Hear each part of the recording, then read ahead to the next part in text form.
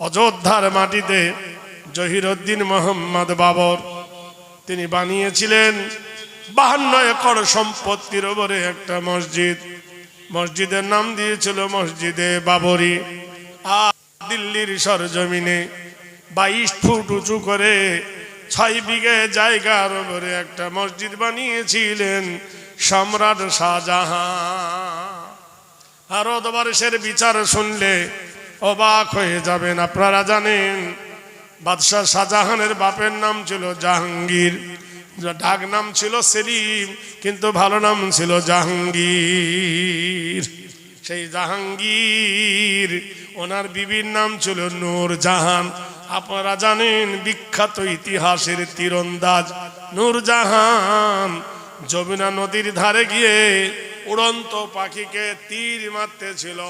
এই তীরটা উড়ে গিয়ে একটা ধোবানি কাপড় কাচ্ছিল নদীর ধারে, ধোবার পিঠে পড়ে যায়, ধোবা যায় মরে। ধোবানি তীরটা টেনে দেখলো তীরের মাথায় লেখা আছে সম্রাট জাহাঙ্গীর। ধোবানি তার লয়ে চলে এলো, তার মৃত স্বামীকে কোলে করে নিয়ে সম্রাট জাহাঙ্গীরের দরবারে গেলেন। হে সম্রাট ভারতের জাহাঙ্গীর, জোরে বলো নারায়ে তাকবীর। কোন বাদশার বাড়ি যেতে গেলে, কোন মন্ত্রীর বাড়ি যেতে গেলে পারমিশন নিতে হয়। দিল্লি গিয়ে দেখবেন দেয়ানি আমের সামনে একটা শিকল আছে, শিকলটা যেই ধরে টানবেন ঢং করে আওয়াজ হবে। দেখবেন ভিতরে 6টা ঘন্টার সহ শিকলটা লাগানো আছে। এমন টেকনোলজি দেওয়া আছে যে কোনো মানুষ হাত দিলে ওই শিকলটা নড়ে উঠে ঘন্টা বাজবে। জাহাঙ্গীর তার দরবারে এই সিস্টেম করেছিল, কোনো প্রজা এলে ভিতরে ঢুকতে দেবে না, কেউ কোনো গরিব এলে ভিতরে ঢুকতে দেবে না। আমার প্রজারা শিকলে হাত দিয়ে টানলে অন্দরমহলে ঘুঙ্গা বেজে উঠবে কলিং বেলের মতো। আমি এসে প্রজাদের আবদার শুনবো। আর এখনকার ভোট নেবার আগে এমএলএ পায়ে ধরে, ভোট নেবার আগে পায়ে ধরে, আর ভোট পড়ার পরে এমএলএর পাত্তা পাওয়া যায় না। ভোট নেবার আগে মেম্বার পা ধরে, একবার দে বাবা, ব্রিজ বানিয়ে দেব, এই বানিয়ে দেব, খিদিরপুর বিদিরপুর বানিয়ে দেব। যেমনি দেবে অমনি চেটে খাবে, গরিবের দিকে আর আসবে না। বাদশাহ জাহাঙ্গীর শিকল টানলো ধোবানি। বাদশাহ এসে বললেন মা কি বলো? বললেন জাহাপনা, আমি আর আমার স্বামী দুজনে নদীর ধারে বসে কাপড় কাচতেছিলাম। ধোবানি এই তীরটা আমার স্বামীর পিঠে পড়ে, আমার স্বামী মরে যায়। আমি এই তীরে আপনার নাম দেখেছি, বিচার চাই। সম্রাট জাহাঙ্গীর ভিতরে ঢুকে দেখলেন ওনার বেগম নূরজাহান তিনি করছেন কি, মধু দিয়ে রুটি খাচ্ছেন। উনি থালিটা কেড়ে নিলেন। নূরজাহান বলল সম্রাট জাহান, সম্রাট কেন আমার থালি কেড়ে নিলেন? বাদশাহ বললেন বেগম রে, যার বিরুদ্ধে বিচার আসে, যার বিরুদ্ধে শেকায়েত আসে, বঙ্গভবনের খানা তার জন্য নিষিদ্ধ, জেলে ভরে দেওয়া হলো। বিচারের কাঠ গড়ায় দাঁড়িয়ে সবাই এক বাক্যে বলল সম্রাট সবার বিচার করে, এবার দেশের বিচার কেমনে হয়? জোরে বলুন নারায়ে তাকবীর। জোরে।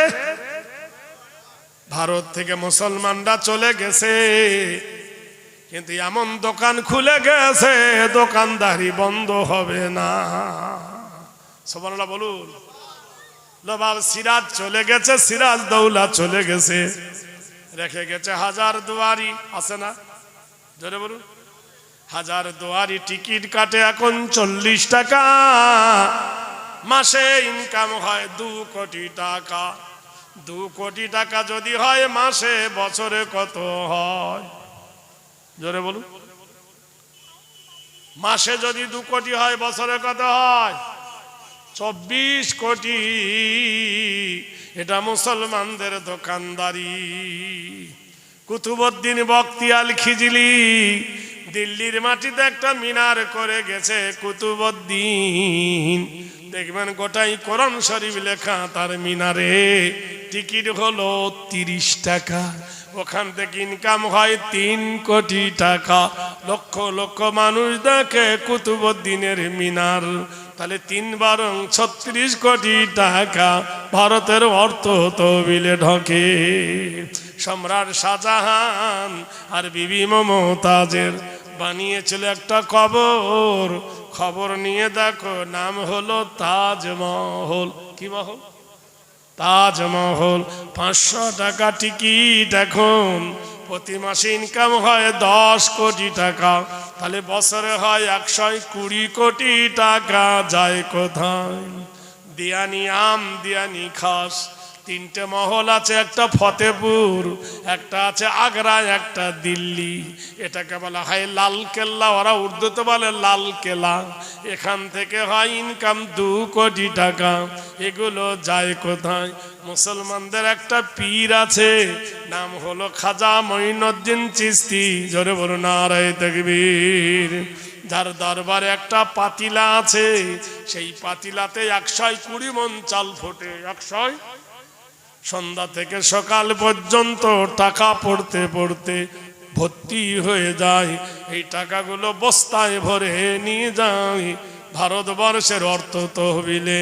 ও মুসলমান, জেনে রেখে দিও মুসলমান, চলে গেছে মুসলমানেরা দোকানদারি করে গেছে। তাদের দোকানদারি আজও ভরায়নি। কিয়ামত পর্যন্ত ভারতের দোকানদারি মুসলমানদের চলবে। ভাইরা আমার, বন্ধুরা, একবার ইতিহাস পড়ে দেখো। বাদশাহ জাহাঙ্গীর, বাদশাহ জাহাঙ্গীর বলল ধোবানি আগিয়ে এসো। ধোবানি আগিয়ে এলো।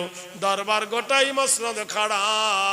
উনি তীর আর ধনুক নিয়ে এসে বলল, ধোবানি তোমার নাম কি? বলল, কমলা।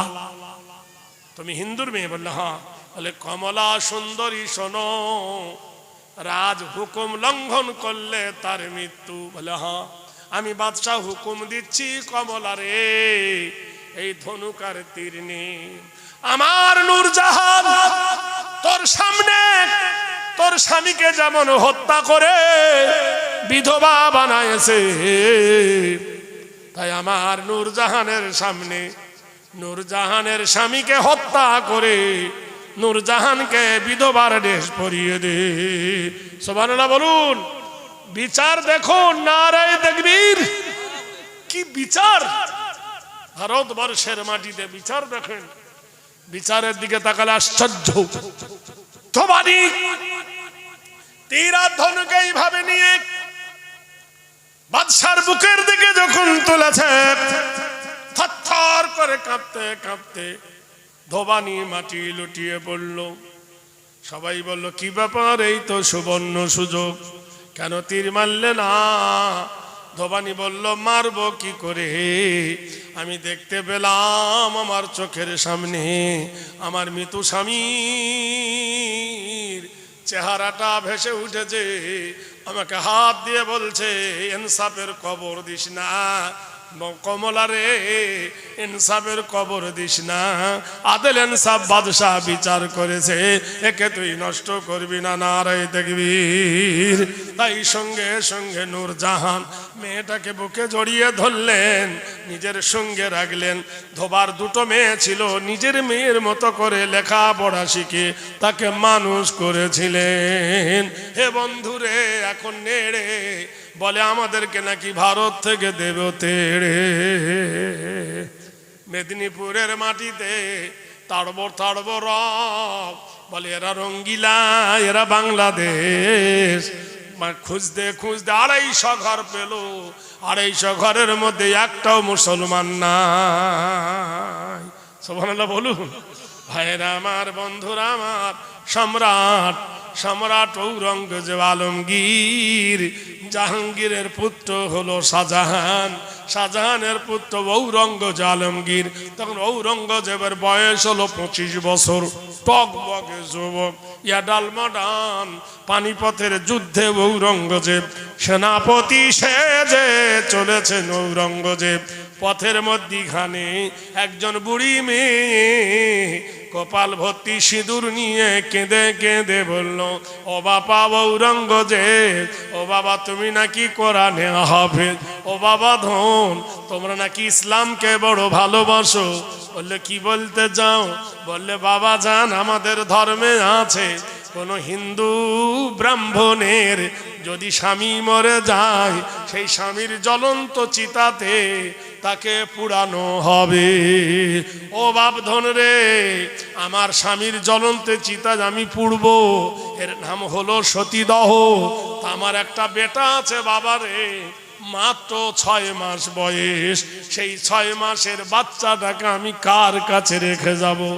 বাবারে তোমাদের ধর্মে আছে মুহাম্মাদুর রাসূলুল্লাহকে মা খাদিজাতুল কুবরা মক্কার মেলা থেকে একটা ছেলে কিনে এনেছিল, নাম ছিল জায়েদ, আল্লাহর নবীকে দিয়েছিল।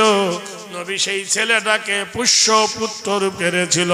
তাহলে মুসলমানেরা পরের ছেলেকে নিজের ছেলে বলে অধিকার দিতে পারে। বাবা তোমার ধর্মে আছে, তাই তুমি যদি মুসলমান হও, নবী প্রেমিক যদি হও, আল্লাহ প্রেমিক যদি হও, রসুলকে যদি ভালোবাসো, তাহলে আমার বেটাকে তোমার বাড়িতে লালন পালন করো। খবরদার আমার বেটার জাত নষ্ট করো না। আমার বেটার যদি জাত নষ্ট করে দাও, কাল কিয়ামতের দিনে আল্লাহর দরবারে তোমাকে ছাড়বো না। বাদশাহ সম্রাট ঔরঙ্গজেব মুসলমানের ইতিহাস শোনো। তিন কিনকার রাজত্ব পেয়ে উড়ে এসে জোরে বসেছো, মুসলমানের ইতিহাসগুলো পড়ো। এটা মুসলমানের লেখা বই নয়, বইটার নাম হলো রুশ ভারত বাংলাদেশ। বইটার নাম হলো, যে লিখেছেন তার নাম হলো খ্রিস্টান রাইটার মোড়সি। তিনি লিখেছেন এই বইটা। মুসলমানদের অবদানের দিকে একবার তাকাও। আজ মুসলমানরা রাজা হয়েছিল, তারা প্রজা হয়ে কেন থাকতে চারে না? মুসলমানদের কি দিনই মুসলমান, সারা পৃথিবীর মাটিতে খবর নিয়ে দেখো, মুসলমান সবার আগে আছে। সম্রাট ঔরঙ্গজেব আলমগীর ওই বাচ্চাটাকে সঙ্গে নিয়ে নিজের বিবি রইসাকে বললেন, রইসা রে, বেটা রে, বিবি রে, এটা ব্রাহ্মণের ছেলে, তোর গায়ের দুধ খাওয়াই না, গরুর দুধ খাবি না, ছাগলের দুধ খাবি না, তুই মায়ের দুধ খাওয়া। কেননা গরুর দুধ খেলে জানোয়ারের স্বভাব হবে, আর মায়ের দুধ খেলে মানুষের স্বভাব হবে। মদন বাড়ি হলো, মদন কুমার ঔরঙ্গজেবের বাড়িতে মানুষ হলো, লালিত পালিত হলো। মদনের বয়স যখন হয়ে গেল 20 বছর, অ্যাডাল হয়ে গেল, মডার্ন হলো। দেশের বিশ্ব সুন্দরী দেখে মদনের বিয়ে দেওয়া হলো। মদন বললেন, বাবা যান, জাহাপনা গো, আমাদের ধর্মে আছে নতুন বিয়ে করে মন্দিরে পুজো দিতে যেতে হয়। সম্রাট ঔরঙ্গজেব বললেন, লাকুম দীনুকুম ওয়ালিয়া দীন, তোমার ধর্ম তোমার কাছে, আমার ধর্ম আমার কাছে, আমি তোমার ধর্মের কোনো ক্ষতি করব না।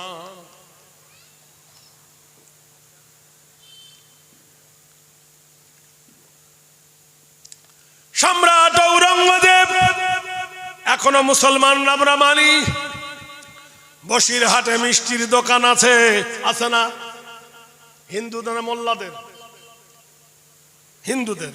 তাহলে আমরা হিন্দুর দোকানের মিষ্টি এনে খাই, অনুষ্ঠানে নিয়ে যাই, বিয়েতে দিই, জলসায় মজলিসে দিই। যদি আমরা সাম্প্রদায়িকতা হতাম, তাহলে কি হিন্দুর দোকানের মিষ্টি খেতাম? আমরা সাম্প্রদায়িকতা নয়, আমরা হলাম সম্প্রীতি।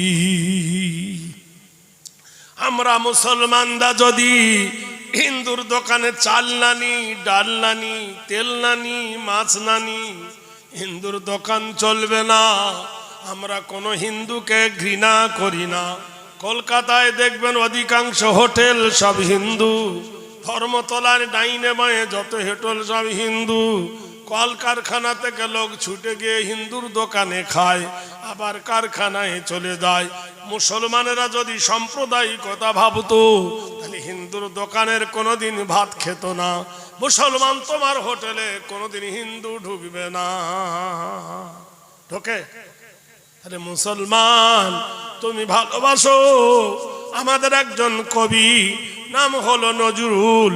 সে গান গেয়ে গেছে একটা কবিতা, এক বিন্তের দুটি কুসুম হিন্দু মুসলমান, এক বিন্তের দুটি কুসুম হিন্দু মুসলমান, মুসলিম তার নয়ন মণি হিন্দু তাহার প্রাণ। আমি রূপ দিয়েছি মা হওয়ার ওই দুটো সন্তান হিন্দু মুসলমান, মা হওয়ার ওই দুটো সন্তান হিন্দু মুসলমান, মন্দিরে ঘন্টার ধ্বনি মসজিদে আজান। আল্লাহু আকবার, জোরে বলুন। দুই জাতি ভাই সমান মরে মড়ক এলে দেশে, বন্যাতে দুই ভাইয়ের কুঠির সমানে যায় ভাসে, চাঁদ সূর্যের আলো কেহ কম বেশি কি পান। সুবহানাল্লাহ বলুন, নারে তাকবীর। সম্রাট চিন্তা করে দেখো বন্ধু, ঔরঙ্গজেব আলমগীর ব্রাহ্মণের ছেলেকে মানুষ করে লেখাপড়া শিখালেন, বিয়ে দিয়ে দিলেন। এসে বললেন, বাবা যান আমি বিয়ে করেছি, নতুন বউ নিয়ে মন্দিরে পুজো দিতে যাব। সম্রাট বললেন, যাও, লা ইকরাহা ফিদ্দিন, কোরআন বলেছে আমার ধর্ম, কোরআন বলেছে লা ইকরাহা ফিদ্দিন। কোরআন জানিয়ে দিয়েছে কারোর ওপর জোর করে দিন অত্যাচার করে না, জোর করে কাউকে মুসলমান করে না, কোরআন কারোর ওপর প্রেসার দেয় না। আল্লাহর নবী বলেছেন, কোরআন জানিয়েছে লা ইকরাহা ফিদ্দিন, দিনের ব্যাপারে কোনো জোর নাই, জবরদস্তি নাই। মদন পুজো দিতে গেল মন্দিরে, পুজো দিতে গিয়ে যখন সোমনাথ মন্দিরে সেজদা করতে যাবে, ওকে গড় করা বলে ওরা, যেই করেছে মন্দিরের ঘন্টা বেজে উঠল, আলো জ্বলে আলো নিভে গেল। মদন মাথা তুলে দেখলো তার বিবি বাম দিকে দাঁড়িয়েছিল, বিবি আর নাই। মদন চিৎকার করে বলল, হে আমার বিবি কই, আমার বিবি কই। এমন সময় মন্দির থেকে আওয়াজ আসছে, মদন বাড়ি যাও, তোমার বিবিকে আমি স্বর্গে নিয়ে গেলাম। স্বর্গের কথা শুনে মদন বাড়ি গেল। সম্রাট ঔরঙ্গজেব বলল, বাবা আমার বৌমা কই? ওরে তোমার বৌমাকে মন্দিরের নিষ্ঠুর দেবতা ওকে স্বর্গে নিয়ে চলে গেছে। ঔরঙ্গজেব আলমগীর সঙ্গে সঙ্গে তার সৈন্যদেরকে বলল, মন্দিরটা চতুর্দিকে ঘিরে নাও, বাহিরের কেউ যেন ঢুকতে না পারে, কেউ যেন বেরুতে না পারে। চতুর্দিকে সৈনিক ঘিরে দাঁড়ালো। সম্রাট ঔরঙ্গজেব আলমগীর মন্দিরের সামনে দাঁড়িয়ে বলল, ও মন্দিরের পুরোহিত, ও মন্দিরের দেবতা, তুমি যদি ভগবান হও তোমার ভগবতী আছে, তুমি যদি ঈশ্বর হও তোমার ঈশ্বরী আছে, তুমি যদি নারায়ণ হও তোমার নারায়ণী আছে, তুমি যদি শিব হও তোমার পার্বতী আছে, তাহলে আমার মদনের বউকে নিমি কোথায় গিয়েছ? বলল, স্বর্গে নিয়ে গেছি। সম্রাট বলল, স্বর্গে নাপাক জায়গা না পবিত্র জায়গা? স্বর্গ যদি পবিত্র হয় পরের বউকে নিয়ে গেলে কি স্বর্গ মানায়? মন্দিরের ঠাকুরের মুখ দিয়ে আর কথা বার হলো না। যে মূর্তির ভিতরে কথা বার হচ্ছিল, ঔরঙ্গজেব তরোয়ালটা টেনে মন্দিরের পুরো মাথায় মারল। ঠাকুরের মুন্ডুটা কেটে গেল, ওর ভিতরে বেরিয়ে হলো লাল টকটকে রক্ত। সবাই বলল, এ কি? দেখতে বুঝি পাও না? মাটির প্রতিমা কি কোনোদিন কথা বলে? মানুষের ভিতরে মাথা গলিয়ে কথা বলতো। সঙ্গে সঙ্গে এরা বলল, তাহলে মদনের বউ কই? মন্দিরের বাংকার খুলে মন্দিরের তলায় মদনের বউকে পাওয়া গেল উলঙ্গ অবস্থায়, ধর্ষণ অবস্থায়। হিন্দু ভাইয়েরা বললেন, জাহাপনা গো, যে মন্দিরে অপবিত্র কাজ হয়, মন্দির নাপাক হয়ে গেছে, আবার মন্দির ভালো করে গড়িয়ে দেন। মন্দিরের লকার ভেঙে তখনকার বাজারে 16 মণ সোনার গহনা বার হয়ে এলো। আবার সেই সোনার গহনা দিয়ে ঔরঙ্গজেব আলমগীর সম্রাট মন্দির বানালেন। ইতিহাস বোধহয় ভুলে গেছো ভাইরা আমার, বন্ধুরা আমার। শুধু মুসলমানদের ওপর বদনাম ছাড়া আর গাল ছাড়া তোমরা কি খুঁজে পাও না? ভারতবর্ষের মাটিতে কোন মুসলমান তো রামায়ণের বিরুদ্ধে বলে না, বেদের বিরুদ্ধে বলে না, গীতার বিরুদ্ধে বলে না, বাইবেলের বিরুদ্ধে বলে না। তোমরা যদি বাইবেল পড়ো, শরীরতত্ত্ব হেরি নাম কল্যাণ হং শান্তি সর্বভূত কল্যাণ হেরি নাম নমস্তি মোহাম্মদে ভয়। তোমার বেদ বলে দিয়েছে মায়ের পেট থেকে জন্ম নিয়ে যিনি মিথ্যা কথা বলেননি তিনি মোহাম্মদ রাসূলুল্লাহ সাল্লাল্লাহু আলাইহি ওয়াসাল্লাম। আব্দুল্লাহি ওয়াল মাতালাং তিসলং তিত্ত তিস এবং লা ইলাহা ইল্লা হারব কিবা করং মুহাম্মাদং পরম পরম পাদম সত্যম মুহাম্মাদুন সুন্দরম। ওই যে মক্কার সরজমিনে আব্দুল্লাহর জীর্ণ কুঠিরে মা আমিনার ঘরে আলো করে যিনি এসেছিলেন নূর নবী মুহাম্মদুর রাসূলুল্লাহ, জোরে বলুন সাল্লাল্লাহু আলাইহি ওয়াসাল্লাম। সেই নবী কাউকে প্রতারণা করেনি, কাউকে ধোঁকা দেয়নি। বেদ বলেছেন যদদাং শরণাং পূজ্যত নাম আল্লাহ বয়, তিনি জীবনে কোনোদিন মিথ্যা কথা বলেননি। এই জন্য আরবের বিখ্যাত কাফের তার নাম রেখেছিল আল আমিন, তুমি সত্যবাদী। আরবের লোক তাকে ডাকতো সত্যবাদী বলে।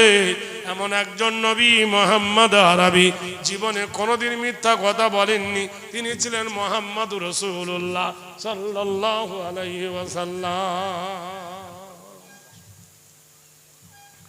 ভাইরা আমার, বন্ধুরা আমার, তাহলে চিন্তা করে দেখো সেই মুহাম্মদ আরবি সাল্লাল্লাহু আলাইহি ওয়াসাল্লাম আমাদের রাসূল, আমাদের হাবিবে মকবুল, নূরে মুজাসসাম রাসূল আকরাম, জান্নাত গুলফাম আজ ভরে, হাবিবে রহমান ইমানে সুবহান আসছে আমিনার ঘরে। আপনারা জানেন আমাদের ছেলেরা স্কুলে যায়, কি পড়ে? ওয়াতে অজগর, আতে আম, হর্ষইতি ইঁদুর, দীর্ঘইতি ঈগল পাখি পড়ে না?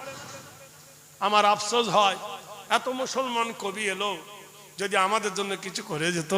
তাই আমি একটা বই লিখেছি, বইতে নাম দিচ্ছি ওয়াতে অজু করে নামাজ পড়ো, আতে আজান শুনে জামাত ধরো, হর্ষইতে ইমাম সাহেব নামাজ পড়ান, দীর্ঘইতে ঈদগাহার মাঠ পবিত্র স্থান, হর্ষইতে উঠে পড়ো খুব সকালে, দীর্ঘইতে উষা কালে আজান তালে, রিতে ঋণের বোঝা মাপ হয় না, লিতে লির ব্যবহার দেখা যায় না, এতে এশার নামাজ রাত্রে পড়ি, ওইতে ঐক্য শিক্ষায় জীবন গড়ি, ওতে ওজনে ফাঁকি মহাপাপ, ওতে ঔষধে ভেজাল অভিশাপ। কতে কুকুর খতে খরগোশ নয়, কতে কলমা পড়ে ঈমান আনি, খতে খতনা প্রথা সুন্নত জানি, গতে গুনার কাজে থাকবো নাজার, ঘতে ঘুষ নিলে সে হয় গুনাহগার, ওতে ওর মতো টুপি পরি, ছতে চাঁদ দেখে সব রোজা ধরি, ছতে ছোটর প্রতি ভালোবাসা, মৃত্যুঞ্জয়ে জান্নাতে যাব সবার আশা, ঝতে ঝগড়া করা হয় মহাপাপ, ইতেই ওর বোঝা হবে না মাপ, টতে টাকা করি সুদ নেব না, ঠতে ঠিকই রাখিব ইমান খানা, ডতে ডান্ধার দিয়ার বিলিখি, ঢতে ঢাকনা দিয়ে খাবার রাখি, মধ্যাহ্নর মাথা উঁচু, তাইতে তামাম আলম নয় তো নিচু, থতে থাকতে হবে পাপের দূরে, দতে দরুদ পড়ি প্রাণের সুরে, ধতে ধৈর্য ধরি বারে বারে, দন্ত নয় নামাজ পড়ি পাঞ্জবারে, পথে পাক কোরআনে বাণিত সার, হতে ফেরে বাজে হয় বড় গুনাহগার, বতে বেহেশতে অতি সুখের ঠাঁই, ভতে ভেদা বেদনায় সব ভাই ভাই, মতে মরণ তোমায় স্মরণ করি, অন্তে যায় যেতে হবে জগৎ সারি, রতে রসুল খোদা মরুর রাজা, লতে লাভজ করি পাপের বোঝা, পথে বশ করিব কুপ্রকৃতি, কালবাসয় শক্তি মতো রাখবো কীর্তি, মধ্যাহ্নশয় ষড়ধাতুর দেশ আমাদের, দন্তশয় সালাম জানাই মুসলমানদের, হাতে হারাম ছেড়ে হালাল ধরি, রাতে গাড়ির মাঝে নামাজ পড়ি, দৃঢ়তা দৃঢ় করি ইমানে কিন, অন্তঃস্থয় লয় হবে না ইসলামের দিন, হসন্তয় সৎ সাহস ওই গুণের আধার, হান্ডে তাই হিংসা গীবত করব না আর, বিসর্গয়ে দুঃখী জনার সেবা ভালো, চন্দ্রবিন্দু চাঁদ উঠেছে করছে আলো, নারায়ে তাকবীর। ছোট হুজুর কেবলা রহমতুল্লাহ আলাইহ যখন ইন্তেকাল করেন, মেজ হুজুর কেবলা রহমতুল্লাহ আলাইহ তখন একটা গজল গেয়েছিলেন। আমি তখন ওনার দরবারে ছিলাম। আমাকে লিখে দিয়েছিলেন, সেটা আমার বইয়ের মধ্যে দিছি। একটা মানুষের জন্ম থেকে মৃত্যু পর্যন্ত রহস্য তিনি লিখেছেন তার কবিতা। ও গো দয়াময় রহমান রহিম, তোমায় শরণ করি, তোমার নামে সদা জাগে প্রাণে, তোমার নামেতে যেন মরি। কোন সে মকামে রেখেছিলে মোদের শূন্য দেহে প্রাণ, মায়েরই পেটেতে কৌশল করে পাঠাইলেন দয়াবান। কোরআন বলছেন আমার নবীকে মেনে নাও, আমার নবী যে মাবুদের কথা বলে সেই মাবুদকে মেনে নাও। নবী বলেছেন সাহাবারা আজকে এশার নামাজ পড়বে, এশার নামাজ পড়ে সব আস্তে আস্তে বাড়ি যাবে। আর ওই রাস্তার ধারে যেমন আমাদের জলসা হচ্ছে, এইরকম রাস্তার ধারে আবার হানজালার বাড়ি, তার নতুন বিবিকে নিয়ে হানজালা শুয়ে আছে, নতুন বিবিকে নিয়ে ঘুমাচ্ছে। যদি সেই সময় তোমরা যদি জিহাদে যাও, ডিস্টার্ব যদি করো, তা হানজালার বাসর ঘরের অসুবিধা হবে। তাই আমি নবী তোমাদেরকে নিষেধ করছি। সে কথা শুনিয়া সাহাবারা রাতের অন্ধকারে তারা ওহুদের প্রান্তরে চলে গেল। ওই দিন ছিল হানজালা আর হানজালার বিবির ফুল সজ্জা। বেসর ঘরে স্বামী স্ত্রী গেছেন, যাওয়ার পরে হানজালা মনে মনে করে কি বলে মিলন বাণী তোমাকে বলিব, কি বলে প্রথম তোমার গায়ে হাত দেব। রাত গভীর হয়ে গেছে, তুমি আমি আমি তুমি এই দুটি ভুল, উভয়েরই সৌরভেতে উভয়ে আকুল।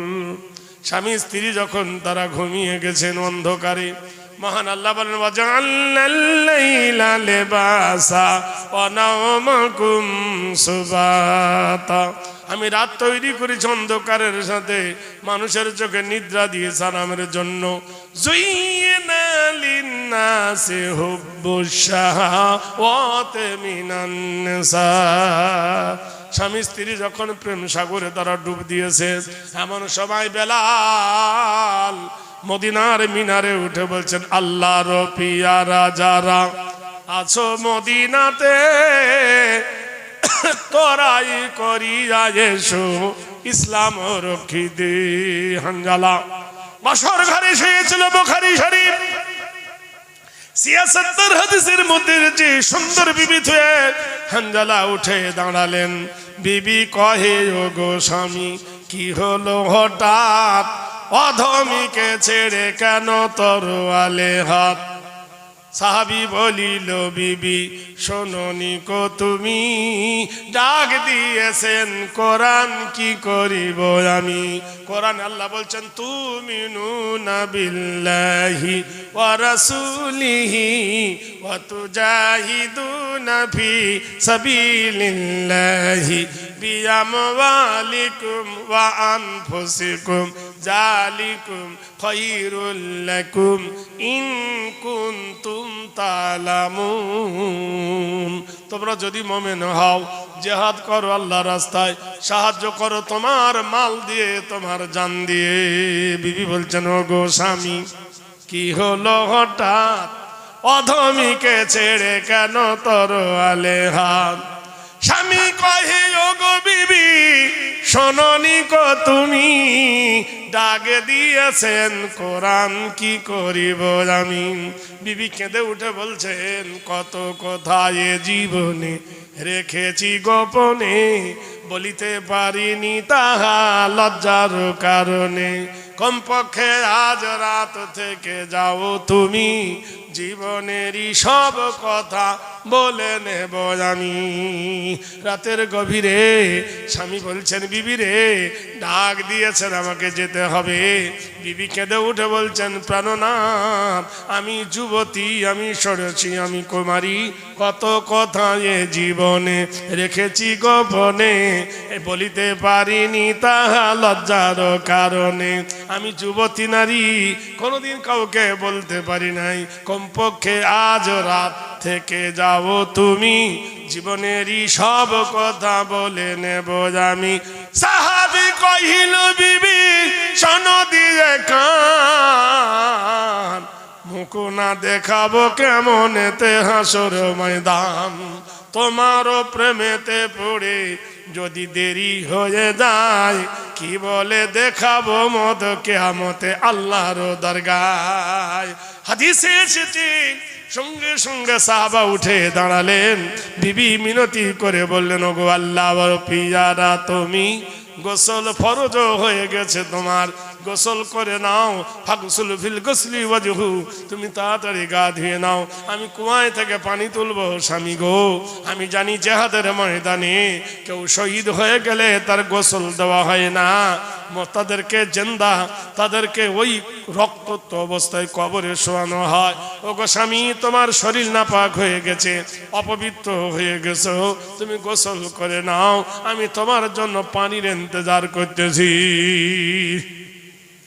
বালতি নামায় দিল কুয়ায়, বালতি ভরে গেছে পানি, বিবি তুলে দিলেন, গোসল করে নাও। একটু পানি শুধু মাথায় ঢাললো, কি মনে হলো বালতির মুখটা পাক মেরে দিয়ে ঘোড়ার পিঠে উঠে সাবগুম আল্লাহুম্মা আলাইহিমনা মারাশদাও মরে না ওয়াইজিনা মিন শুরুরি আনফুসিনা ওয়া মিন সাইয়্যাতি আমালিনা। আয় আল্লাহ, তুমি আমার প্রতি রহম করো, আমার প্রতি দয়া করো, আমি আল্লাহ যুদ্ধের ময়দানে অগ্রসর হয়েছি, হে খোদা তুমি যেটা আমার নসিবে করবে সেটাই করবেন। বীর সৈনিক জিহাদের ময়দানে চলে গেল, বীরের মতো লড়াই করতে করতে হানজালা শহীদ হয়ে গেল। ইন্না লিল্লাহি ওয়া ইন্না ইলাইহি রাজিউন। ঘোড়া ফিরে এলো, বিবি আসমা ঘোড়ার লাগাম ধরে কাঁদতেছে, হায় রে দুলদুল, তুই গেলি জিহাদের ময়দানে আমার স্বামীকে নিয়ে, আমার গায়ের হলুদ এখনো ধোয়নি, হাতের মেহেন্দির পাতা এখনো ধোয়নি, আমার এখনো মাথার চুল শুকায়নি, তুই আমি শহীদ হয়ে গেলাম। কাল বিলম্ব না করে আসমা ঘোড়ার পিঠে সওয়ার হয়ে ছুটলেন উহুদের ময়দান। আল্লাহ নবীর কাছে বলে, আসসালামু আলাইকা ইয়া রাসূলুল্লাহ, ইয়া হাবিবাল্লাহ, সিরাজাম মুনিরার নবী গো, ওগো আল্লাহর নবী, ওগো আল্লাহর দোস্ত, আমি জিহাদে এসেছি, অন্য কোনো উদ্দেশ্য নয়। আল্লাহর নবী গো, গতকাল আমার বিয়ে পড়িয়েছিলেন আপনি, সেই আমার স্বামী জিহাদের ময়দানে এসেছে। আল্লাহর নবী গো, স্বামী শহীদ হয়ে গেছে সে দুঃখে আসি নাই, স্বামী মারা গেছে সেজন্য আসি নাই। হে নবী, আপনার মুখে শুনেছি গো নবী, শহীদ যারা হয় তাদেরকে আপনি গোসল দেন না। বলে তাহসাবান্নাল্লাযীনা কুতিলু ফি সাবিলিল্লাহি আমওয়াত ইনদা রাব্বিহিম ইরযাকুন। কোরআন বলছে দিনের জন্য যারা শহীদ হয়, দিনের জন্য যারা গলা দেয় তারা মরে গেছে, তোমরা বলো না ইনদা রাব্বিহিম ইরযাকুন, তাদের কবরে আল্লাহ রুজি দেয়। ওয়ালা তাকুলু লিমান ইকতালু ফি সাবিলিল্লাহি আমওয়াত বাল আহয়াউন ওয়ালাকিন লা তাশউরুন। যারা দিনের জন্য কতল হয়, দিনের জন্য যারা প্রাণ দেয়, ওরা মরে গেছে, তোমরা বলো না ওরা জীবিত, ওদের জিন্দেগি সম্পর্কে তোমরা জানো না। নারায়ে তাকবীর। ভাইরা আমার, মুসলমানদের আনন্দের ঢল নেমেছে। আপনারা তো জানেন 92 সালে অযোধ্যার মাটিতে বাবরি শহীদ করে দিয়েছিল। 6ই ডিসেম্বর মুসলমানদের নবজাগরণ, মুর্শিদাবাদের মাটিতে আবার বাবরির স্বপ্ন জেগে উঠেছে। সুবহানাল্লাহ বলুন জোরে। গতকালকের একজন হিন্দু ভারতের নামি দামি, তিনি একজন বিশেষ সচিব, তিনি বলছেন পৃথিবীর সৃষ্টি থেকে এই পর্যন্ত কোন গির্জা, কোন মন্দির, কোন মাদ্রাসা, কোন কলেজ, কোন ইউনিভার্সিটি, কোন ধর্মস্থান এত কুইক, এত তাড়াতাড়ি, এত টাকা জমা হয় নাই। মাত্র 14 দিনের মাথায় 700 কোটি টাকা জমা পড়েছে। জোরে বলুন নারায়ে তাকবীর। কত কোটি টাকা? 700 কোটি টাকা পৃথিবীর কোন ধর্ম স্থানে, পৃথিবীর কোন ধর্মঘর এত টাকা এত তাড়াতাড়ি জমা পড়েছে? এত ইট জমা হয়েছে, ইট নেবার থোবার জায়গা নাই, রড আর সিমেন্ট আর পাথরে রাখবের জায়গা নাই। মুসলিমদের প্রাণ কেঁদে উঠেছেন আল্লাহর ঘর বানাবার জন্য। ভাইরা আমার, বন্ধুরা আমার, নবীর হাদিস, মান বানা লিল্লাহি মসজিদান ফাবানাল্লাহু লাহু বাইতান ফিল জান্নাহ, যারা আল্লাহর ঘর তৈরি করেন আল্লাহ তার জন্য জান্নাতে একটা ঘর বানাবেন, বলুন সুবহানাল্লাহ। ভাইরা আমার, জেনে রেখে দিয়েন, ইসলামের বিপদ হবে যত ঘনীভূত, ইসলাম হবে তত ত্বরান্বিত। আপনারা জানেন আল্লাহর নবী নূহ বলে একজন নবী এসেছিলেন, কোরআনের বর্ণনা 25টা নবীর ঘটনা, 25টা নবীর ঘটনা কোরআন শরীফে এসেছে। 25টা নবীর নাম কোরআন শরীফে এসেছে। কোন নবী কতদিন বেঁচে ছিলেন, কোন নবীর হায়াত কতদিন, কোন নবীর নাম কোরআনে কত জায়গায় এসেছে। তাই মানুষের কাছে আমি একটা বই লিখেছি, বইটার নাম দিচ্ছি কল্পলোকের গল্প নয়। জলসার পরে আমার পরে যদি কেউ নেব মনে করেন, এখানে আমার লোক আছে, বামে বসবে, দেখবেন তার কাছে পাবেন। তা আমি সেই নবী নূহুর ঘটনা বলছি, জোরে বলুন সুবহানাল্লাহ। নূহ যখন দিনের দাওয়াত দিতে গিয়েছিল, তা কওমের লোক নবী নূহকে মেরেছেন। তো নবী বলল, রব্বানা লা তাজআলনা ফিতনাতাল লিল কওমিজ জালিমিন ওয়া নাজ্জিনা বিরাহমাতিকা মিনাল কওমিল কাফিরিন। সুবহানাল্লাহ বলুন। নবী বলছেন, মা আসমা তুমি এসছো কেন? বলে, ইয়া রাসূলুল্লাহ, আমার স্বামী জিহাদে এসছে নাপাক অবস্থায়, তাকে গোসল করিয়ে যেন কবর দেওয়া হয়। সবাই জানেন হাদিস, তার নাম হলো গোসলে মালাইকা, বুখারী শরীফের হাদিস। ফেরেশতা দিয়ে গোসল, চতুর্দিকে খোঁজা হচ্ছে, হানজালার লাশ পাওয়া যায় না। জিবরিল আমিন বললেন, ইয়া রাসূলুল্লাহ উনজুর ইলাস সামা, আকাশের দিকে তাকাও। দেখলেন আল্লাহর নবী হানজালার লাশকে জমিন থেকে তুলে নিয়ে ফেরেশতারা হাউজে কাউসারের পানি দিয়ে জান্নাতের ভিতরে গোসল দিচ্ছে, বলুন সুবহানাল্লাহ, জোরে বলুন। যখন তার লাশ জমিনে আনা হলো, সনদ করা হলো, তখন তার গা দিয়ে মেশকি আম্বরের গন্ধ টস টস করে পানি পড়ছিল। আল্লাহর নবী বললেন, আমার কি গৌরব, আমার কি সৌভাগ্য, আমার আনন্দ হয়, আমার গর্ব হয়, আমার হানজালাকে আসমানের ফেরেশতা আকাশে তুলে নিয়ে হাউজে কাউসারের পানি দিয়ে গোসল দিয়েছেন। হাদিস তার নাম হলো গোসলে মালাইকা, ফেরেশতা দিয়ে গোসল। কোরআন শরীফে আল্লাহ বলেছেন, ফাজকুরুনি আজকুরকুম আশকুরুলি ওয়ালা তাকফুরুন, তুমি যদি আমার জিকির করো, আমার তাসবিহ করো, তা আল্লাহ তোমাকে স্মরণ করবে।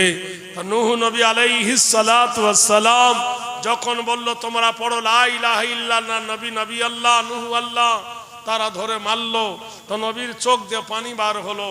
নবী হাত তুলে, রব্বানা লা তাজআলনা ফিতনাতাল লিল কওমিজ জালিমিন ওয়া নাজ্জিনা বিরাহমাতিকা মিনাল কওমিল কাফিরিন। রব্বানা আতিনা মা ওয়া'আদতানা আলা রাসূলিকা ওয়া লা তুখজিনা ইয়াওমাল কিয়ামাহ ইন্নাকা লা তুখলিফুল মিয়াদ। আয় আল্লাহ, আমি দিনের দাওয়াত দিতে গিয়ে মার খেয়েছি, আল্লাহ এরা আমাকে কষ্ট দিচ্ছে, আল্লাহ এই জালেম কওম থেকে আল্লাহ আমাকে বাঁচাও। আল্লাহ বললেন, নূহ আমি এক্ষুনি গজব দেব, আকাশ থেকে পানি বর্ষণ হবে, জমিন থেকে পানি বর্ষণ হবে, পাহাড় ডুবে যাবে, গাছপালা ডুবে যাবে, সব সয়লাব হয়ে যাবে। নূহ তা তোমাকে তো বাঁচতে হবে, তো নবী নূহ তুমি একটা নৌকা তৈরি করো, আরবিতে ওর নাম হলো মারকাবাতুন, তুমি একটা কিস্তি তৈরি করো। নবী হযরত নূহ আলাইহিস সালাতু ওয়াস সালাম ইরাকের ভূখণ্ডে তিনি 3 মাইল লম্বা, 1.5 মাইল চওড়া একটা নৌকা বানালেন। সবাই হা হা করে হাসে যে ব্রেন শট। নদী নাই, সাগর নাই, বঙ্গোপসাগর নাই, আটলান্টিক মহাসাগর নাই, আরব সাগর নাই, এই খসখসে বালুর ওপরে এত বড় লম্বা, এত চওড়া 26টা কুঠরি তৈরি করলেন, মানে 26টা ঘর। এত বড় ঘর বানালো, এই নৌকা চলবে কোথায়? লোকের উস্কানি এলো, আমাদের জন্য টয়লেট বানিয়েছে, পায়খানা কর। ইহুদিরা, নাসারারা, আহলে কেতাবরা পায়খানা ফিরে দিল, নৌকা ভর্তি হয়ে গেল। ওই রাস্তা দিয়ে আল্লাহর নবী যাচ্ছেন, নবীর দুঃখ হলো।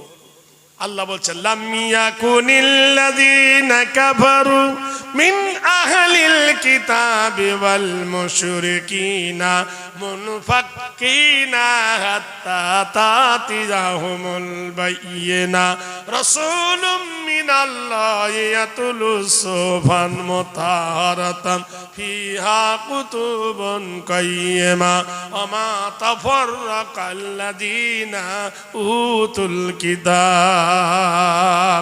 আল্লাহর নবী কাঁদতেছেন, আল্লাহ রে এত স্বাদের নৌকায় আমার পায়খানা ভরে দিল রে আল্লাহ। আল্লাহ বলছে হে নবী কাফেরদেরকে বলো, তারা আহলে কিতাবের কথা বলে, বাইয়িনাতের কথা শোনাও। হে নবী তাদের কিতাবগুলো তাদের স্বরচিত, আর তোমার এই কিতাবগুলো তোমার আল্লাহ পাকের দান। নবী তুমি চিন্তা করো না, ধৈর্য ধরো, সবুর করো। ইন্নাল্লাহা মা সাবিরিন, আল্লাহ সবরকারীর সাথে সাথে। নৌকা ভর্তি গু হয়ে গেছে, দেশের লোক হিংসা করে হেগে ফেলেছে। এক বুড়ি, তার খুব স্বপ্ন নবীর নৌকাতে পায়খানা ফিরে পুণ্যি করবো, এই আশা নিয়ে বুড়ি নৌকার ডালিতে বসেছে। ব্যালেন্স হারিয়ে গেল, বুড়ি ডুবে গেল গুর ভিতরে। ডুবে গিয়ে বুড়ি যখন উঠেছে সাঁতার কেটে, বুড়ির মাথায় ছিল সাদা চুল। লক্ষ মানুষের পায়খানা কষ হয়ে চুলে কলব ধরেছে। সাদা চুল যদি কালো হয় ছেলে মানুষ লাগবে না? এ ভাই লাগবে কিনা? সাদা চুল কালো হলে ছেলে মানুষ লাগবে কিনা? এই রে, এই দে, সবাই বলছে বুবু তোর চুল কালো হলে কেউ না, ওটা নূর কিস্তি মেডিসিনের কারখানা হয়ে গেছে। এ পড়ার লোক, হাসনাবাদের লোক, টাকির লোক, নিমডানির লোক, ময়লা খোলার লোক, বসিরহাটের লোক সব পাগল হয়ে গেল। কেউ বালতি ভরে নিয়ে যায়, কেউ কলসি ভরে নিয়ে যায়, কেউ কোটো ভরে নিয়ে যায়। শুধু কেউ খায়, কেউ মাখে। কাজ হোক আর না হোক, বদনাম তো রটেছে। সাবা গসলুল মারকাবা, 7 বার পর্যন্ত নৌকাটা ধুইল। আল্লাহ বলছেন নুহ দেখ, পায়খানা ফেরেছিল যারা, গু পরিষ্কার করলো তারা। জেনে রেখে দিও এই ভারতবর্ষের মাটিতে আল্লাহর মসজিদ ভেঙেছে যারা, আল্লাহ ইচ্ছা করলে বানিয়ে নিতে পারে তারা। বলুন সুবহানাল্লাহ। ভাইরা আমার, বন্ধুরা আমার, একজন হিন্দুর মহিলা 40 কুইন্টাল রড দিয়েছে। 40 কুইন্টাল। বললো রড কি হবে? তাহলে মসজিদের পায়খানা পেশাবখানা না হোক, পাঁচিল তো ঘেরা হবে। কেউ পাথর দিচ্ছে, কেউ ইট দিচ্ছে, কেউ বালি দিচ্ছে, হিন্দু মুসলিম মিলে। তারা বলছে হ্যাঁ মসজিদ হোক, মসজিদ আল্লাহর ঘর হোক। আরাধনা পূজ্য নীতি নাম কীতি নাম কল্যাণ শুভ শান্তি জামিনী অং শান্তি সুধায় নাম। পৃথিবীর মাটিতে আবার নতুন করে স্বপ্ন জেগে উঠেছে। হে মুসলমান, ভয়ের কোনো কারণ নাই। একটু সহ্য করো, একটু ধৈর্য ধরো। আবি কোরআন জিন্দা হয়, আবি ইসলাম বাকি হয়। ভাইরা আমার, বন্ধুরা আমার, যে কথাটা আপনাদের বলছিলাম, যে যুবক ওর উট মেরে ফেলেছিল একজন বুড়ো, মনে আছে? আর এই বুড়োকে ধাক্কা মেরেছিল। তাই ওনার বিবিকে বললে, হ্যাঁ রে বিবি, হানজালার বিবি থুইয়া, হানজালা জিহাদে শহীদ হয়ে গিয়েছিল। সারাটা জীবন হানজালার বিবি সেই দেশ মুখে করে রেখে সারা জীবন কাটিয়ে দিয়েছিল। সেই দিনে ইসলামকে তুমি মিটিয়ে দিতে চাচ্ছ, এটা কখনো সম্ভব নয়। ভাইরা আমার, বন্ধুরা আমার, মা কাঁদতেছে বেটারে, কলেজার টুকরা রে, নয়নের তারা রে। আমাদের কি হবে? কোরআনে আল্লাহ বলছে লা তাবুদু ইল্লাল্লাহ ওয়া বিল ওয়ালিদাইনি ইহসানান। আল্লাহ ছাড়া কার ইবাদত করো না, আল্লাহর পরে তোমার মা বাপের সেবা করবে। ওয়া কুল্লাহুমা কাওলান কারীমা, মায়ের সঙ্গে ভদ্র ব্যবহার করবে, নম্র ব্যবহার করবে, উচ্ছৃঙ্খল হয়ে কথা বলবে না। ভাইরা রে, ভারতবর্ষের মাটিতে 4টি বড় মসজিদ আছে, দামি দামি মসজিদ। একটা মসজিদের নাম হলো মসজিদে কাটরা, মুর্শিদাবাদের মাটিতে। 12 বিঘা জায়গার উপরে 34 নম্বর জাতীয় সড়কের ধারে বানিয়েছিল কে? মুর্শিদ কুলি খাঁ, যার ভালো নাম ছিল বীরেন গোস্বামী, ব্রাহ্মণের পুত্র। পানিপথে যুদ্ধের সময় ঔরঙ্গজেবের কাছে মুসলমান হয়েছিল মুর্শিদ কুলি খাঁ। মুর্শিদাবাদকে কেটে মুর্শিদাবাদ নাম দিয়েছিল অনেক ইতিহাস। মালদাহর মাটিতে 34 নম্বর জাতীয় সড়কের ধারে 8 বিঘা জায়গার উপরে 11 ফুট উঁচু করে একটা মসজিদ বানানো আছে। মসজিদের নাম হলো মসজিদে আদিনা। অযোধ্যার মাটিতে জহিরুদ্দিন মোহাম্মদ বাবর, তিনি বানিয়েছিলেন 52 একর সম্পত্তির উপরে একটা মসজিদ। মসজিদের নাম দিয়েছিল মসজিদে বাবরি। আর দিল্লির সরজমিনে 22 ফুট উঁচু করে 6 বিঘা জায়গার উপরে একটা মসজিদ বানিয়েছিলেন সম্রাট শাহজাহান। ভারতবর্ষের বিচার শুনলে অবাক হয়ে যাবেন। আপনারা জানেন বাদশাহ শাহজাহানের বাপের নাম ছিল জাহাঙ্গীর, ডাক নাম ছিল সেলিম, কিন্তু ভালো নাম ছিল জাহাঙ্গীর। সেই জাহাঙ্গীর, ওনার বিবির নাম ছিল নূরজাহান। আপনারা জানেন বিখ্যাত ইতিহাসের তীরন্দাজ নূরজাহান যমুনা নদীর ধারে গিয়ে উড়ন্ত পাখিকে তীর মারতে ছিল। এই তীরটা উড়ে গিয়ে একটা ধোবানি কাপড় কাচ্ছিল নদীর ধারে, ধোবার পিঠে পড়ে যায়, ধোবা যায় মরে। ধোবানি তীরটা টেনে দেখলো তীরের মাথায় লেখা আছে সম্রাট জাহাঙ্গীর। ধোবানি তার লয়ে চলে এলো, তার মৃত স্বামীকে কোলে করে নিয়ে সম্রাট জাহাঙ্গীরের দরবারে গেলেন। হে সম্রাট ভারতের জাহাঙ্গীর, জোরে বলো নারায়ে তাকবীর। কোন বাদশার বাড়ি যেতে গেলে, কোন মন্ত্রীর বাড়ি যেতে গেলে পারমিশন নিতে হয়। দিল্লি গিয়ে দেখবেন দেয়ানি আমের সামনে একটা শিকল আছে, শিকলটা যেই ধরে টানবেন ঢং করে আওয়াজ হবে। দেখবেন ভিতরে 6টা ঘন্টার সহ শিকলটা লাগানো আছে। এমন টেকনোলজি দেওয়া আছে যে কোনো মানুষের হাত দিলে ওই শিকলটা নড়ে উঠে ঘন্টা বাজবে। জাহাঙ্গীর তার দরবারে এই সিস্টেম করেছিল, কোনো প্রজা এলে ভিতরে ঢুকতে দেবে না, কেউ কোনো গরিব এলে ভিতরে ঢুকতে দেবে না। আমার প্রজারা শিকলে হাত দিয়ে টানলে অন্দরমহলে ঘুঙ্গা বেজে উঠবে কলিং বেলের মতো। আমি এসে প্রজাদের আবদার শুনবো। আর এখনকার ভোট নেবার আগে এমএলএ পায়ে ধরে, ভোট নেবার আগে পায়ে ধরে, আর ভোট পড়ার পরে এমএলএর পাত্তা পাওয়া যায় না। ভোট নেবার আগে মেম্বার পা ধরে, একবার দে বাবা, ব্রিজ বানিয়ে দেব, এই বানিয়ে দেব, খিদিরপুর বিদিরপুর বানিয়ে দেব। যেমনি দেবে অমনি চেটে খাবে, গরিবের দিকে আর আসবে না। বাদশাহ জাহাঙ্গীর শিকল টানলো ধোবানি। বাদশাহ এসে বললেন, মা কি বলো? বললেন, জাহাপনা, আমি আর আমার স্বামী দুজনই নদীর ধারে বসে কাপড় কাচতেছিলাম। ধোবানি, এই তীরটা আমার স্বামীর পিঠে পড়ে, আমার স্বামী মরে যায়। আমি এই তীরে আপনার নাম দেখেছি, বিচার চাই। সম্রাট জাহাঙ্গীর ভিতরে ঢুকে দেখলেন ওনার বেগম নূরজাহান, তিনি করছেন কি, মধু দিয়ে রুটি খাচ্ছেন। উনি থালিটা কেড়ে নিলেন। নূরজাহান বলল, সম্রাট জাহান, সম্রাট কেন আমার থালি কেড়ে নিলেন?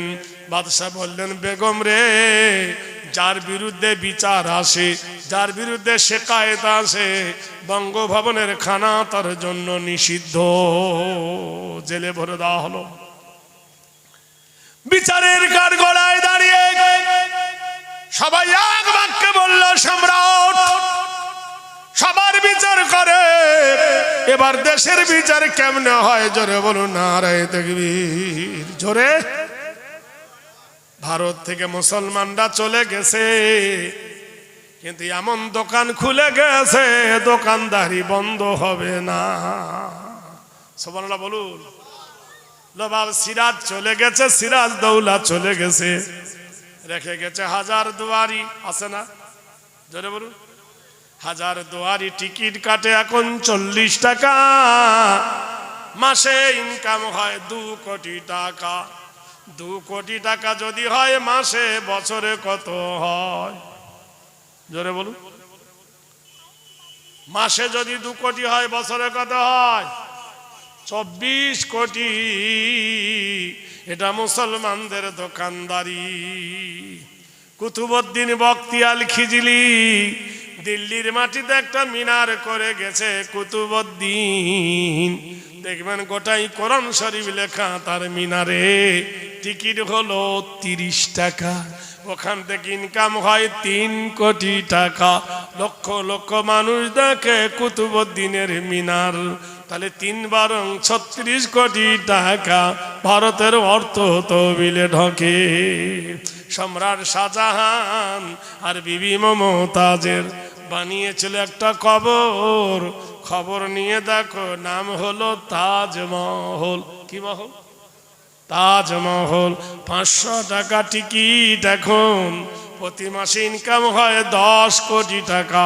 তাহলে বছরে হয় 120 কোটি টাকা। যায় কোথায়?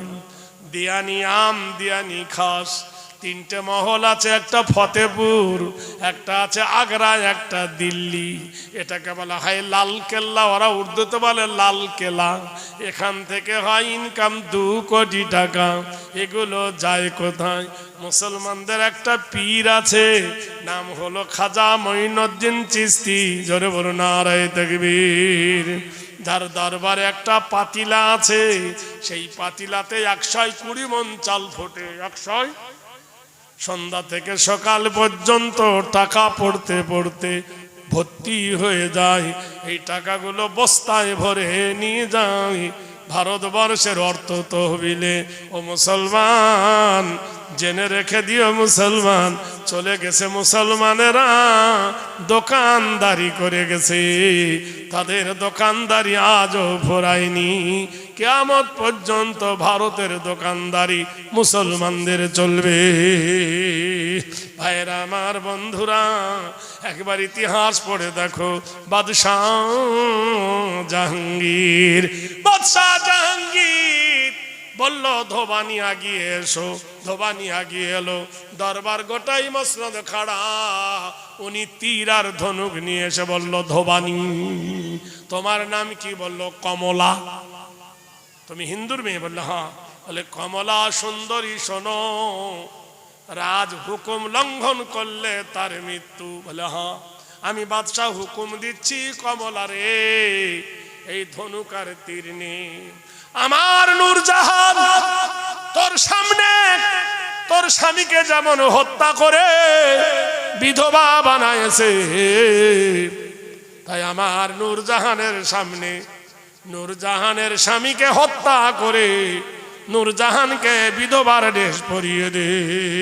সুবহানাল্লাহ বলুন। বিচার দেখুন, নারায়ে তাকবীর। কি বিচার!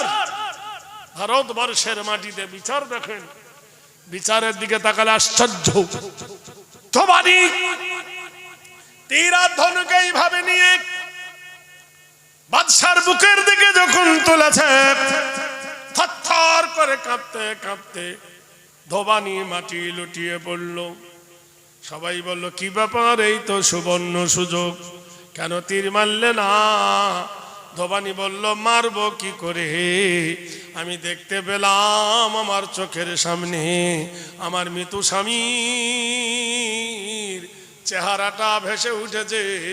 আমাকে হাত দিয়ে বলছে, ইনসাফের খবর দিস না, কমলা রে, ইনসাফের কবর দিস না, আদেল ইনসাফ বাদশাহ বিচার করেছে, একে তুই নষ্ট করবি না। নারায়ে তাকবীর। তাই সঙ্গে সঙ্গে নূরজাহান মেয়েটাকে বুকে জড়িয়ে ধরলেন, নিজের সঙ্গে রাখলেন। ধোবার দুটো মেয়ে ছিল, নিজের মেয়ের মতো করে লেখাপড়া শিখে তাকে মানুষ করেছিলেন। হে বন্ধুরে, এখন নেড়ে বলে আমাদেরকে নাকি ভারত থেকে দেবে তেড়ে। মেদিনীপুরের মাটিতে তাড়বো তাড়বো রব, বলে এরা রঙ্গিলা, এরা বাংলাদেশ। খুঁজতে খুঁজতে 250 ঘর পেল, 250 ঘরের মধ্যে একটাও মুসলমান নাই। সুবহানাল্লাহ বলুন। ভাইরা আমার, বন্ধুরা আমার, সম্রাট সম্রাট ঔরঙ্গজেব আলমগীর, জাহাঙ্গীরের পুত্র হলো শাহজাহান, শাহজাহানের পুত্র ঔরঙ্গজেব আলমগীর। তখন ঔরঙ্গজেবের বয়স হলো 25 বছর, টকবকে যুবক, ইয়াডাল মডান। পানিপথের যুদ্ধে ঔরঙ্গজেব সেনাপতি সেজে চলেছেন। ঔরঙ্গজেব পথের মধ্যিখানে একজন বুড়ি মেয়ে কপাল ভর্তি সিঁদুর নিয়ে কেঁদে কেঁদে বলল, ও বাবা ঔরঙ্গজেব, ও বাবা তুমি নাকি কোরআনে হাফেজ, ও বাবা ধন তোমরা নাকি ইসলামকে বড় ভালোবাসো। বললে কি বলতে চাও? বললে বাবা জান, আমাদের ধর্মে আছে কোনো হিন্দু ব্রাহ্মণের যদি স্বামী মরে যায়, সেই স্বামীর জ্বলন্ত চিতাতে তাকে পুড়ানো হবে। ও বাপ ধন রে, আমার স্বামীর জ্বলন্ত চিতা আমি পুড়বো, এর নাম হলো সতীদাহ। আমার একটা বেটা আছে বাবা রে, মাত্র 6 মাস বয়স, সেই 6 মাসের বাচ্চাটাকে আমি কার কাছে রেখে যাব? বাবারে, তোমাদের ধর্মে আছে মুহাম্মাদুর রাসূলুল্লাহকে মা খাদিজাতুল কুবরা মক্কার মেলা থেকে একটা ছেলে কিনে এনেছিল, নাম ছিল জায়েদ, আল্লাহর নবীকে দিয়েছিল। নবী সেই ছেলেটাকে পুষ্য পুত্র রূপে রেখেছিল। তাহলে মুসলমানেরা পরের ছেলেকে নিজের ছেলে বলে অধিকার দিতে পারে। বাবা, তোমার ধর্মে আছে, তাই তুমি যদি মুসলমান হও, নবী প্রেমিক যদি হও, আল্লাহ প্রেমিক যদি হও, রসুলকে যদি ভালোবাসো, তাহলে আমার বেটাকে তোমার বাড়িতে লালন পালন করো। খবরদার আমার বেটার জাত নষ্ট করো না। আমার বেটার যদি জাত নষ্ট করে দাও, কাল কিয়ামতের দিনে আল্লাহর দরবারে তোমাকে ছাড়বো না।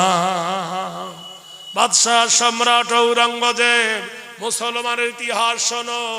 3 কিনকার রাজত্ব পেয়ে উড়ে এসে জোরে বসেছো, মুসলমানের ইতিহাসগুলো পড়ো। এটা মুসলমানের লেখা বই নয়, বইটার নাম হলো রুশ ভারত বাংলাদেশ। বইটার নাম হলো, যে লিখেছেন তার নাম হলো খ্রিস্টান রাইটার মরসি। তিনি লিখেছেন এই বইটা। মুসলমানদের অবদানের দিকে একবার তাকাও। আজ মুসলমানরা রাজা হয়েছিল, তারা প্রজা হয়ে কেন থাকতে চারে না? মুসলমানদের কি দিনই মুসলমান, সারা পৃথিবীর মাটিতে খবর নিয়ে দেখো, মুসলমান সবার আগে আছে। সম্রাট ঔরঙ্গজেব আলমগীর ওই বাচ্চাটাকে সঙ্গে নিয়ে নিজের বিবি রইসাকে বললেন, রইসা রে, বেটা রে, বিবি রে, এটা ব্রাহ্মণের ছেলে, তোর গায়ের দুধ খাওয়াই না, গরুর দুধ খাবি না, ছাগলের দুধ খাবি না, তুই মায়ের দুধ খাওয়া। কেননা গরুর দুধ খেলে জানোয়ারের স্বভাব হবে, আর মায়ের দুধ খেলে মানুষের স্বভাব হবে। মদন বাড়ি হলো, মদন কুমার ঔরঙ্গজেবের বাড়িতে মানুষ হলো, লালিত পালিত হলো। মদনের বয়স যখন হয়ে গেল 20 বছর, এডাল হয়ে গেল, মডার্ন হলো। দেশের বিশ্ব সুন্দরী দেখে মদনের বিয়ে দেওয়া হলো। মদন বললেন, বাবা যান, জাহাপনা গো, আমাদের ধর্মে আছে নতুন বিয়ে করে মন্দিরে পুজো দিতে যেতে হয়। সম্রাট ঔরঙ্গজেব বললেন, লাকুম দীনুকুম ওয়ালিয়া দীন, তোমার ধর্ম তোমার কাছে, আমার ধর্ম আমার কাছে, আমি তোমার ধর্মের কোনো ক্ষতি করব না।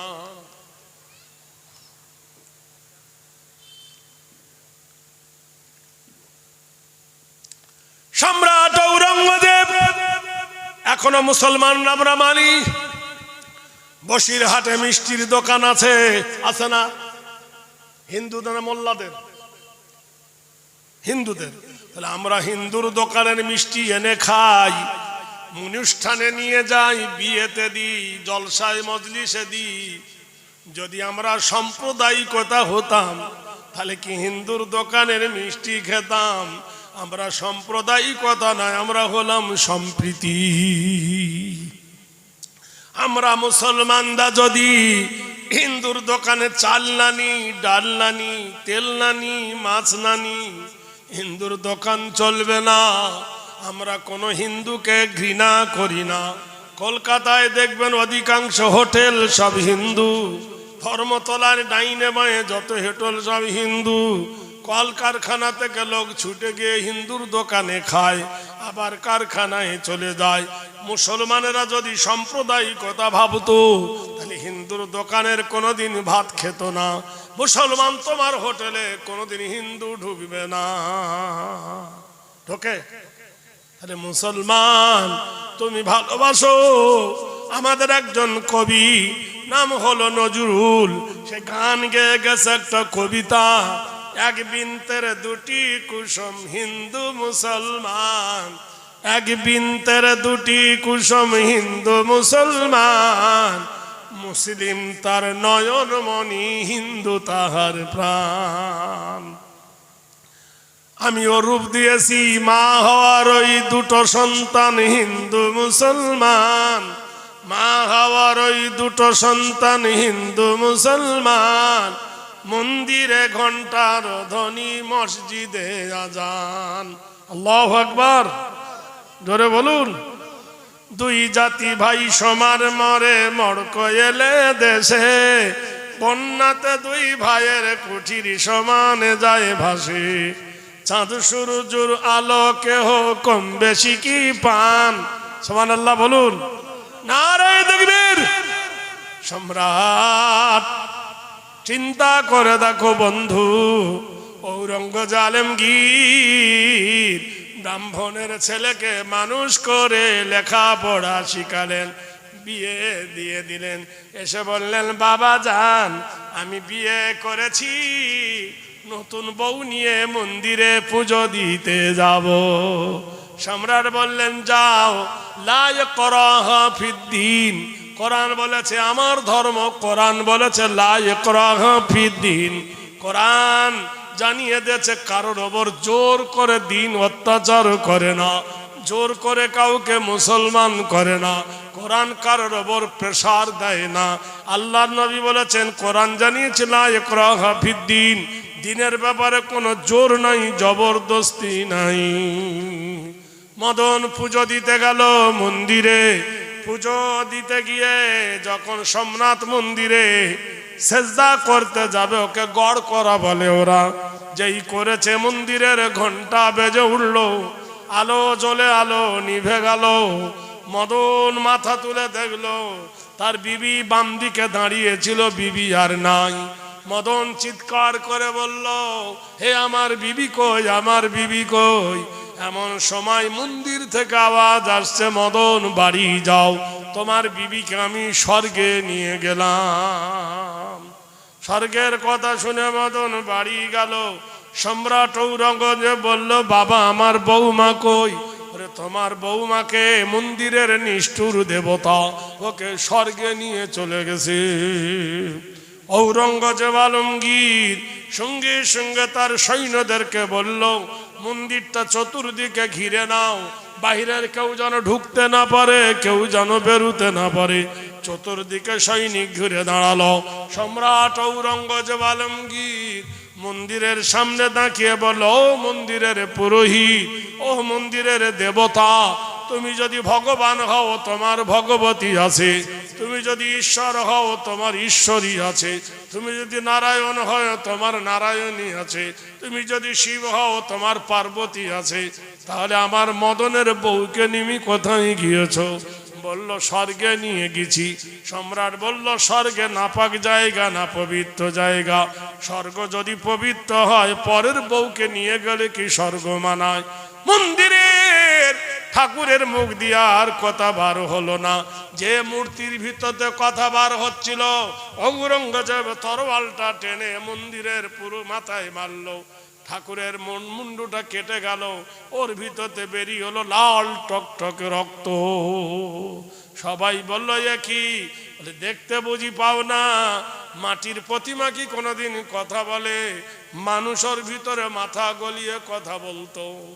সঙ্গে সঙ্গে এরা বলল তাহলে মদনের বউ কই? মন্দিরের বাংকার খুলে মন্দিরের তলায় মদনের বউকে পাওয়া গেল উলঙ্গ অবস্থায়, ধর্ষণ অবস্থায়।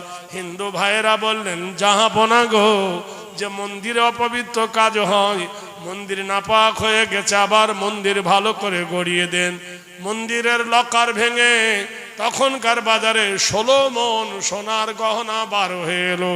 আবার সেই সোনার গহনা দিয়ে ঔরঙ্গজেব আলমগীর সম্রাট মন্দির বানালেন। ইতিহাস বোধহয় ভুলে গেছো ভাইরা আমার, বন্ধুরা আমার।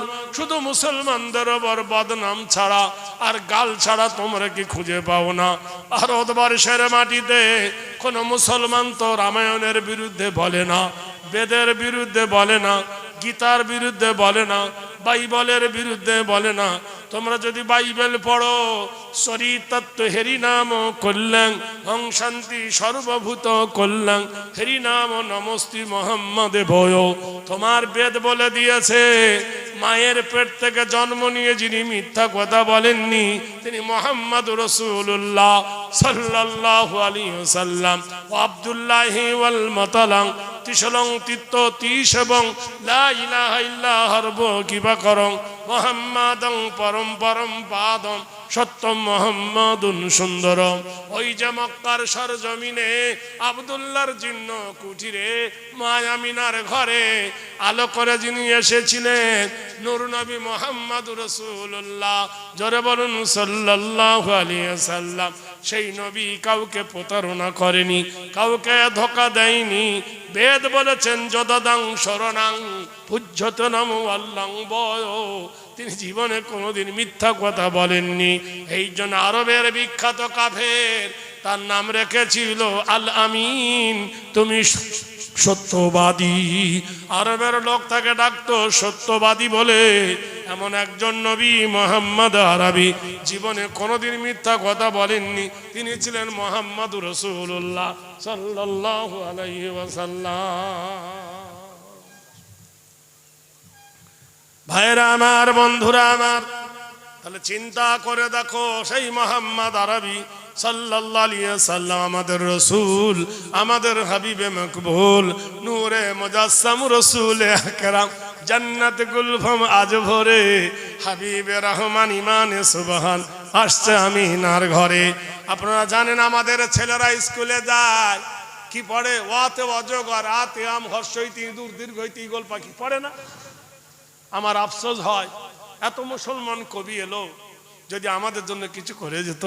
তাই আমি একটা বই লিখেছি, বইতে নাম দিচ্ছি ওয়াতে ওযু করে নামাজ পড়ো, আতে আজান শুনে জামাত ধরো, হর্ষইতে ইমাম সাহেব নামাজ পড়ান, দীর্ঘইতে ঈদগাহর মাঠ পবিত্র স্থান, হর্ষইতে উঠে পড়ো খুব সকালে, দীর্ঘতে উষা কালে আজান তালে, রিতে ঋণের বোঝা মাপ হয় না, লিতে লির ব্যবহার দেখা যায় না, এতে এশার নামাজ রাত্রে পড়ি, ওইতে ঐক্য শিক্ষায় জীবন গড়ি, ওতে ওজনে ফাঁকি মহাপাপ, ওতে ঔষধে ভেজাল অভিশাপ।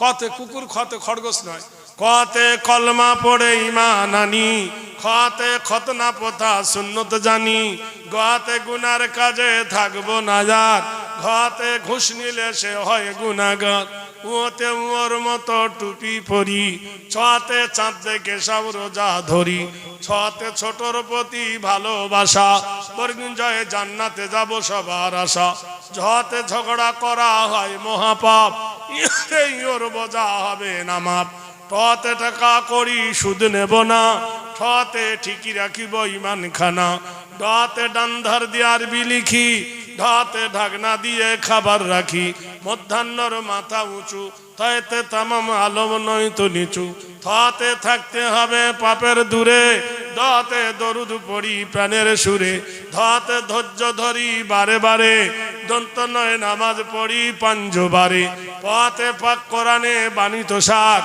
হতে ফেরে বাজে হয় বড় গুনাহগার, পথে বেহেশতে অতি সুখের ঠাঁই, পথে ভেদা ভেদ নাই সব ভাই ভাই, মতে মরণ তোমায় স্মরণ করি, অন্ত যায় যেতে হবে জগৎ সারি, রতে রসুল খোদা মরুর রাজা, লাতে লাভজ করি পাপের বোঝা, পথে বস করিব কুপ্রকৃতি, কালবেশয় শক্তি মতো রাখবো কীর্তি, মতানশয় ষড়ধাতুর দেশ আমাদের, দন্তশয় সালাম জানাই মুসলমানদের, হাতে হারাম ছেড়ে হালাল ধরি, রাতে গাড়ির মাঝে নামাজ পড়ি, দৃঢ়তে দৃঢ় করি মানে কিন, অন্তঃস্থয় লয় হবে না ইসলামের দিন, হসন্তয় সৎ সাহস ওই গুণের আধার, হান্ডে তাই হিংসা গীবত করব না আর, বিসর্গয়ে দুঃখী জনার সেবা ভালো, চন্দ্রবিন্দু চাঁদ উঠেছে করছে আলো, নারায়ে তাকবীর। ছোট হুজুর কেবলা রহমতুল্লাহ আলাইহি যখন ইন্তেকাল করেন, মেজ হুজুর কেবলা রহমতুল্লাহ আলাইহি তখন একটা গজল গেয়েছিলেন, আমি তখন ওনার দরবার ছিলাম, আমাকে লিখে দিয়েছিলেন, সেটা আমার বইয়ের মধ্যে দিছি। একটা মানুষের জন্ম থেকে মৃত্যু পর্যন্ত রহস্য তিনি লিখেছেন তার কবিতা, ও গো দয়াময় রহমান রহিম তোমায় শরণ করি, তোমার নামে সদা জাগে প্রাণে, তোমার নামেতে যেন মরি, কোন সে মকামে রেখেছিলে মোদের শূন্য দেহে প্রাণ, মায়েরই পেটেতে কৌশল করে পাঠাইলেন দয়াবান। ওই কবিতার বই আর নবীদের বই, দুটো বই আমার একটা 25 টাকা করে দাম, দুটো বই একসঙ্গে 50 টাকা। আমার দোয়ার পরে নামার পরে এখানে আপনারা যারা নেবেন, জোড়া বই 50 টাকা, একটা বইয়ের দাম 25 টাকা, নানা রকম কবিতা গজল তার মধ্যে দেওয়া আছে। আর আরেকটা বই আছে 25টা নবীর জীবনী, কে কতদিন বেঁচে ছিলেন, কার নাম কোরআনে কত জায়গায় এসেছে। যাই হোক, এতক্ষণ ধরে আমি আপনাদের কাছে আমার ছোট ভাই, সুবহানাল্লাহ বলুন, আপনাদের বাংলার বিখ্যাত আলেম জানেন, শাহনুর আলমকে চিনেন, আমার টাইম দেওয়া হয়েছিল, তখন তো লোক ছিল না, আল্লাহর রহমত আপনারা এসেছেন, এই বলে আপনাদের কাছে বিদায় নিয়ে খুশি তো। আসসালামু আলাইকুম ওয়া রাহমাতুল্লাহি ওয়া বারাকাতুহু। যারা বই নেবেন ওখানে আমার লোক আছে, ওখান থেকে নিয়ে নেবেন। ওখানে না, সময় চলে গেছে, টাইম আসুন, বক্তা না এলে টেনে দিতাম। এবার আপনাদের সামনে বক্তব্য রাখবেন